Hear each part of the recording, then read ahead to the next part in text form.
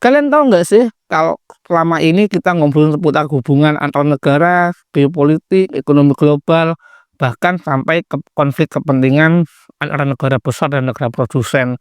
Konflik kepentingan antara Amerika dan Timur Tengah, hubungan antar negara bahkan antar benua. Tapi hari ini aku akan ngajak kalian untuk mengenal dan membahas fenomena sebuah negara yang terisolasi dari tatanan sistem global, teman-teman. Ya, sebuah negara kecil yang nggak terpengaruh oleh denda-denda dan aturan main global, teman-teman. Negara tersebut sudah disanksi dunia internasional, sudah dibatasi akses ekspor impornya, sudah dibatasi akses perdagangannya, tapi negara tersebut masih eksis. Bahkan negara tersebut terhitung negara mandiri dan terisolasi. Bahkan negara tersebut sering melakukan uji senjata, bahkan mempunyai senjata nuklir, teman-teman. Pastinya kalian udah tahu ya, negara tersebut adalah negara yang dipimpin oleh Kim Jong Un, yaitu Korea Utara. Apa yang menarik ya dari Korea Utara? Yuk kita bahas dengan aku Bang Tejo di Asumsi Publik.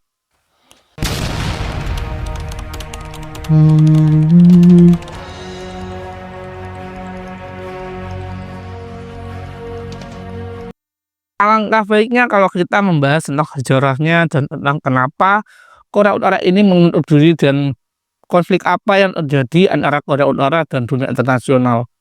Yuk kita bahas, teman-teman. Seperti yang kalian ketahui, Korea Utara itu adalah sebuah negara komunis seperti kayak Cina dan Rusia. Korea Utara terkenal dengan pemimpin diktator dan anti demokrasi. Korea Utara adalah sebuah ras dan sebuah budaya yang satu rumpun dengan Korea Selatan, tapi memiliki ideologi yang bertolak belakang dengan Korea Selatan. Satunya demokrasi, satunya komunis, satunya liberal, satunya sosialis. Korea itu adalah sebuah negara yang mempunyai pola pikir nasionalisme yang tinggi. Mereka menganggap semua negara di dunia ini adalah musuh mereka. Mereka menganggap semua negara ini di luar negara dengan ideologi komunis adalah ancaman, adalah musuh mereka. Kenapa ya fenomena ini bisa terjadi? Alangkah baiknya kalau kita mundur ke belakang dulu, teman-teman. Sebenarnya semenjak tahun 1950-an mereka sudah terkena sanksi internasional, teman-teman. Semenjak 1950 sampai sekarang. Tapi kenyataannya negara tersebut masih eksis dan akhir-akhir ini sedang melakukan uji rudal dan uji nuklir, teman-teman. Kayak walaupun dari 1950 mereka sering disanksi oleh dunia internasional, tapi mereka kesannya baik-baik saja, teman-teman. Pada tahun 1983 mereka ngebom kota Myanmar hanya karena Presiden Korea Selatan lagi kunjungan.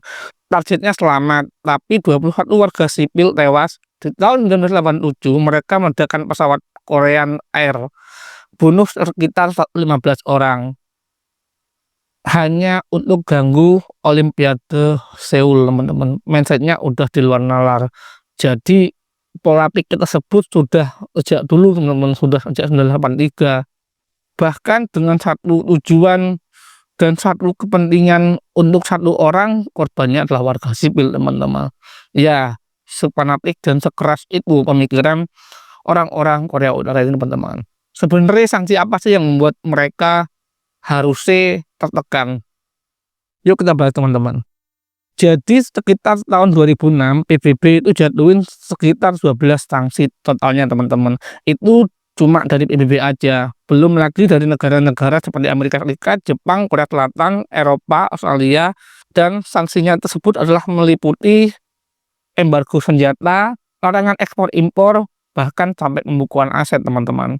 Larangan masuk organisasi dan keuangan dunia, dan pembatasan bantuan luar negeri. Ya, yang disanksi bukan soal ekspor impor, mereka juga dilarang melakukan transaksi antar senjata, bahkan pelarangan masuk organisasi-organisasi keuangan dunia, dan juga pembatasan bantuan dari luar negeri, teman-teman. Jadi kalau kasarannya, kalau Korea Utara lagi membutuhkan bantuan kemanusiaan atau bisa dibilang kena bencana, mereka nggak berhak mendapatkan bantuan kemanusiaan, teman-teman. Kasihan juga ya kalau dipikir-pikir. Dan selepas dari semua sanksi tersebut, kenyataannya sepertinya sanksi tersebut gagal total, teman-teman ya. Dan ini yang menjadi fenomena menariknya teman-teman, biasanya sebuah negara yang disanksi begitu lama dan juga mencakupi dari berbagai sektor, biasanya negara tersebut akan terancam kritis dan terancam bangkrut teman-teman. Tapi ini nggak terjadi di Korea Utara. Kenapa ini bisa terjadi? Pertama, mereka dari awal udah anti dunia, nggak punya ketergantungan pada sistem internasional. Jadi waktu disanksi ya biasa saja. Mereka udah hidup di luar sistem itu.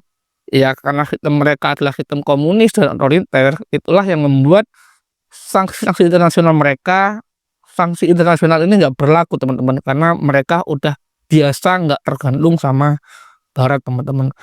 Dan alasan yang kedua karena mereka memiliki sebuah partner atau sebuah mitra dengan dua negara besar teman-teman, yaitu China dan Rusia. Dan yang harus kalian ketahui, kedua negara tersebut adalah sebuah negara yang memiliki hak veto di PBB teman-teman, baik China maupun Rusia. Jadi kasarannya, walaupun disanksi seberat apapun, kalau kedua negara ini tahan foodnya ya sama aja selesai teman-teman, nggak akan berlaku juga. Dan alasan ketiganya adalah 90% perdagangan mereka itu ya kalau nggak ke Cina, ke Korea Utara teman-teman. Artinya selama Cina dan Rusia bukan musuh dari Korea Utara, mereka akan baik-baik saja teman-teman. Walaupun kebanyakan dunia internasional, kebanyakan negara itu nggak mau bertransaksi dengan mereka, tapi kalau mitra abadi mereka yaitu China dan Rusia tetap solid dan tetap menjalankan hubungan bisnis yang baik, maka dia akan baik-baik saja teman-teman. Selain kedua negara tersebut memiliki hak veto dari PBB, seperti yang kalian ketahui, China dan Rusia adalah negara maju teman-teman, negara dengan ekonomi terbesar, negara produsen, bukan negara berkembang. Memiliki hubungan mitra dagang dengan kedua negara tersebut, maka itulah yang menguntungkan Korea Utara teman-teman. Dan nggak cuma soal jalur perdagangan resmi antara China dan Rusia, di Korea Utara juga terkenal dengan perdagangan sisi gelapnya teman-teman, baik di Rusia maupun di China. Akibat sanksi dari dunia internasional membuat Korut nggak bisa dagang resmi, tapi mereka pintar. Mereka bangun sistem ekonomi paralel, yaitu pasar gelap teman-teman. Menurut Journal of Democracy, sekarang ada lebih dari 400 pasar gelap dan lebih dari 1.000 pasar kecil di seluruh Korut, dari jual bahan pangan, elektronik, sampai perdagangan senjata dan narkotika teman-teman. Perdagangan ilegal dengan Cina dan Rusia tetap jalan, dan karena ilegal mereka harus jual lebih murah dan lebih mahal, jadi menderita rakyatnya, tapi pemerintahnya tetap berdiri teman-teman. Jadi karena beratnya dan banyaknya sanksi yang membuat rakyatnya semakin menderita, semakin sulit berhubungan dengan dunia luar selain China dan Rusia, otomatis lahirlah beberapa transaksi ilegal teman-teman. Banyak pasar-pasar gelap yang mau nggak mau harus dilakukan dan dioperasikan di luar sistem pemerintahan. Ya tujuannya agar mereka bisa bertransaksi di luar China dan Rusia. Ya sehingga memiliki produk yang bervariasi dan berkompetisi perihal harganya teman-teman. Ya nggak masukkan juga kenapa pasar gelap dan transaksi ilegal ini terbit, karena hubungan antara Rusia dan Cina itu membuat pemerintahnya tetap eksis, tapi warganya menjadi sengsara teman-teman. Kita harus pisahkan antara pemerintah dan warga teman-teman. Kalau pemerintah adalah sebuah sistem yang mengatur sebuah negara, esensi dari sebuah negara adalah rakyat itu sendiri teman-teman, atau individu-individu tersebut teman-teman. Jadi bisa dibilang mungkin Korea Utara itu terkesan baik-baik saja, tapi kalau dilihat dari sisi pemerintahannya teman-teman. Tapi kalau kita lihat dari sisi manusianya, sisi rakyatnya, mereka cukup amat sangat tertekan teman-teman. Ya nggak gimana nggak tertekan ya, dia nggak bisa berhubungan dan trading barang di luar dua negara tersebut, yaitu China dan Rusia. Ya otomatis lahirlah banyak pasar-pasar ilegal teman-teman. Dengan adanya sanksi-sanksi internasional tersebut, bahkan semenjak 1950, itulah yang membuat pemerintah mempropagandakan kejadian tersebut dan menggiring opini warganya tentang dunia internasional. Mereka menganggap dunia internasional adalah ancaman. Mereka menganggap negara-negara di luar Rusia dan di luar China adalah musuh.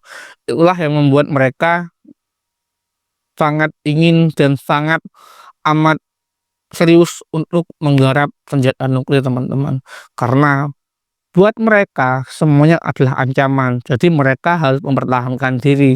Salah satunya dengan cara membuat teknologi senjata nuklir, teman-teman. Ya seperti yang kalian ketahui lah, Korea Utara adalah negara yang sudah mempunyai senjata nuklir, teman-teman. Dengan pola pikir dan propaganda yang dimainkan oleh pemerintahnya, akhirnya warganya memiliki nasionalisme yang tinggi. Seakan-akan sistem di luar komunis, di luar Cina dan Rusia itu adalah ancaman bagi mereka, teman-teman. Setuju nggak kalian? Komen, teman-teman. Sanksi ekonomi dan geopolitik ditekankan kepada Korea Utara karena dinilai pemerintahnya semena-mena terhadap hubungan internasional. Seperti yang tak bilang di awal video, 1983 dan 1987 mereka melakukan serangan secara terang-terangan. Otomatis dunia internasional memberi sanksi tersebut tujuannya agar memberi pelajaran dan tidak mengulangi kejadian tersebut. Tapi kenyataannya di luar prediksi, teman-teman. Sehingga layaknya sanksi tersebut membuat pemerintah Korea Utara membuat narasi-narasi dan propaganda terhadap rakyatnya. Seakan-akan semuanya menjadi musuh, semuanya adalah ancaman. Dan senjata nuklir adalah benteng pertahanan terakhir mereka untuk menjaga diri dari ancaman-ancaman global. Nggak masuk akal ya. Seperti kata John Delury, sanksi internasional terhadap Korea Utara adalah kontraproduktif. Bukannya nurut, mereka malah makin militeristik atau nasionalisme tinggi, fanatik terhadap sistem dan ideologi negaranya, teman-teman. Mereka semakin benci akan dunia internasional. Mereka menganggap semuanya adalah ancaman. Ya karena doktrin dan narasi pemerintah yang digiring ke warganya semenjak dini, teman-teman. Ujung-ujungnya sanksi tersebut dan sanksi antar negara itu yang dirugikan bukan pemerintahnya, tapi warga sipil, teman-teman. Ujungnya adalah warga sipil lah yang menjadi korban.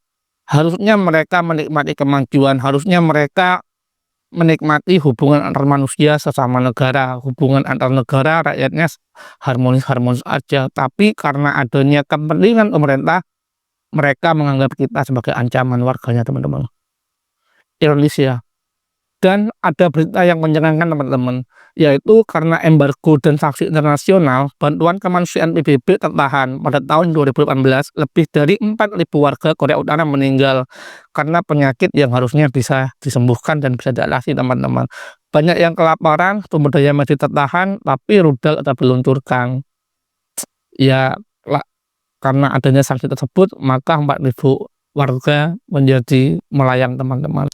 Bahkan LSM kemanusiaan pun nggak bisa masuk ke negara tersebut karena sanksi internasional yang menyamaratakan semua. Ini jadi paradok ya. Dunia mencoba menghukum pemimpinnya tapi yang menderita warganya. Ya pokoknya semua organisasi dan semua bantuan kemanusiaan itu nggak bisa masuk ke orang-orang, teman-teman. Kan ironi ya. Tahun 2018 4.000 orang menjadi korban, teman-teman, yang harusnya jika bantuan kemanusiaan tersebut nggak sampai dihalangi dan bisa didistribusikan, harusnya korban bisa dihindari, teman-teman ya. Kalau sanksi nggak ngaruh, bahkan malah memperkuat retorika nuklir, lalu apa solusinya? Apakah kita biarkan Korea Utara jalan sendiri atau harus ada jalur diplomasi baru? Kita lihat contohnya di Iran, teman-teman. Ketika dunia memilih jalur dialog dan relaksasi sanksi, ada ruang negosiasi. Tapi dengan Korea Utara, yang dipilih adalah tekanan maksimum dan itu tidak pernah berhasil, teman-teman. Mungkin sudah saatnya pendekatan ke Korea Utara diganti. Bukan berarti kita melegitimasi rezim brutal, teman-teman. Tapi kita mulai dari mana yang bisa disepakati, contoh bantuan medis, pangan, jalur dialog, dan ekonomi mikro. Maksudnya harusnya sanksinya dilonggarkan, teman-teman. Mungkin internasional dan PBB bisa mengembargo tentang hubungan antar negara perihal pembelian senjata militer ataupun ekspor impor, tapi jangan pernah mengembargo urusan perihal bantuan kemanusiaan seperti bantuan medis, pangan, jalur dialog, ekonomi mikro, teman-teman. Ya kalau dunia internasional nggak memberi sanksi pada sektor tersebut, ya harusnya masih lumayan lah ya. Korea Utara ini bukan soal sekedar nuklir aja, teman-teman. Korea Utara bukan soal pemimpin yang otoriter atau diktator seperti Kim Jong Un, Tapi dari Korea Utara kita bisa belajar tentang sebuah sistem yang tidak pernah menemukan titik kompromi, atau sebuah sistem yang kita anggap benar dan kita anggap berhasil untuk mensejahterakan kesejahteraan manusia, tapi ternyata sistem tersebut digunakan untuk melakukan propaganda dan menjual nilai-nilai palsu, teman-teman. Semua urusan internasional dan semua urusan antar negara itu menguntungkan pemerintah, teman-teman, dan nggak akan pernah menguntungkan warganya, teman-teman. Komen, teman-teman. Apakah demokrasi lebih baik atau komunis lebih baik? Mungkin kalau kita lihat dari sisi warganya, mungkin demokrasi adalah pilihan yang tepat. Tapi kalau kita lihat dari sisi kedisiplinan dan ketaatan warganya dan nasionalisme yang tinggi, komunis dan sosialis adalah perusahaan yang bijak. Komen, teman-teman. Cina dan Rusia nggak terjebak dalam sistem komunis dan sosialis yang kaku, teman-teman.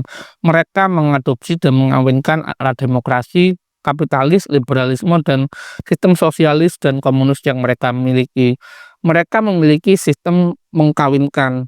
Mereka menggunakan pendekatan kapitalis di sektor produksi dan komunis di sektor pemerintahan. Sedangkan Korea Utara, mereka masih belum mengawinkan kedua ideologi tersebut, teman-teman. Korea Utara masih terkesan sangat amat menjunjung tinggi nilai-nilai sosialis, teman-teman. Sebenarnya suatu sistem dan suatu ideologi itu nggak bisa dibilang salah benar, nggak bisa dibilang baik buruk, teman-teman.